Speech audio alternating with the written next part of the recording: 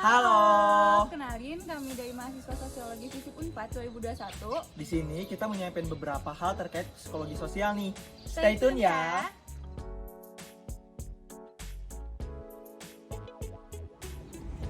Psikologi adalah ilmu yang mempelajari tentang tingkah laku manusia serta proses mental yang melatarnya. Sebagai sebuah ilmu, psikologi haruslah memiliki beberapa persyaratan. Persyaratan tersebut dikenal dengan nama rumusan sumur. Dalam rumusan sumur terdapat 4 bagian. Yang pertama adalah sistematika. Dalam sistematika terdapat kategorisasi.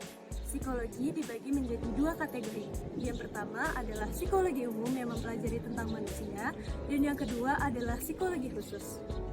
Psikologi sosial itu sendiri termasuk ke dalam psikologi khusus yang ilmunya bersifat praktis dan teoritis. Yang kedua adalah universal. Universal artinya sebuah ilmu bersifat menyeluruh dan dapat diterima oleh semua orang. 3. Metode. Metode adalah teknik memperoleh data dan mengumpulkan informasi melalui tata cara atau metode ilmiah. Metode memiliki 2 fungsi, yaitu untuk menemukan ilmu dan untuk mengembangkan ilmu tersebut. Dalam psikologi terdapat 2 metode.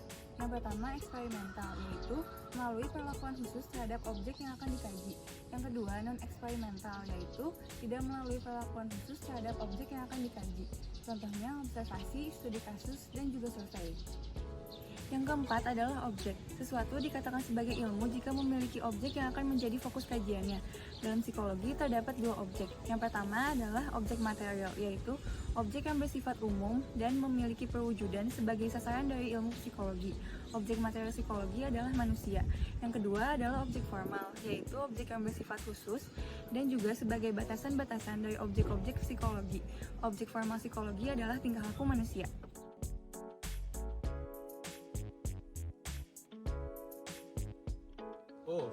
Observasi.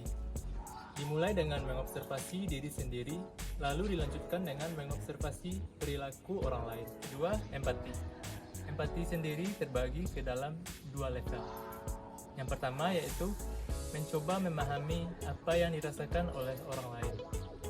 Yang kedua, mencoba tidak melakukan hal yang tidak kita sukai terhadap orang lain. Lalu yang ketiga, berdialog. Berdialog sendiri merupakan sebuah upaya yang kita lakukan agar kita dapat memahami apa yang dirasakan oleh orang lain. Yang keempat yaitu introspeksi. Introspeksi merupakan upaya agar diri kita menjadi pribadi yang lebih baik lagi dalam memahami apa yang dirasakan oleh orang lain.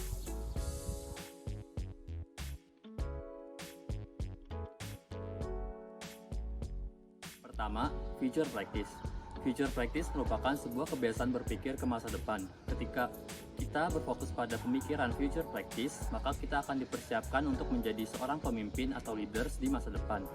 Definisi lain dari future practice ialah suatu perilaku untuk berusaha menciptakan penemuan baru yang belum pernah ada dengan metode yang belum pernah ditemukan atau digunakan.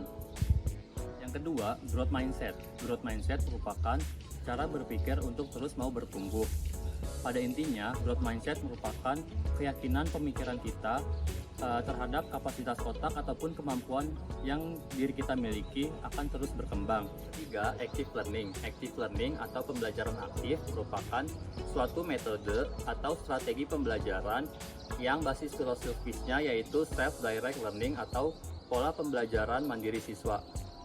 Titik pusatnya dalam pembelajaran ini adalah seorang pelajar atau peserta didik haruslah bertanggung jawab penuh atas apa yang harus mereka pahami dan capai, atau belajar secara mandiri dan independen.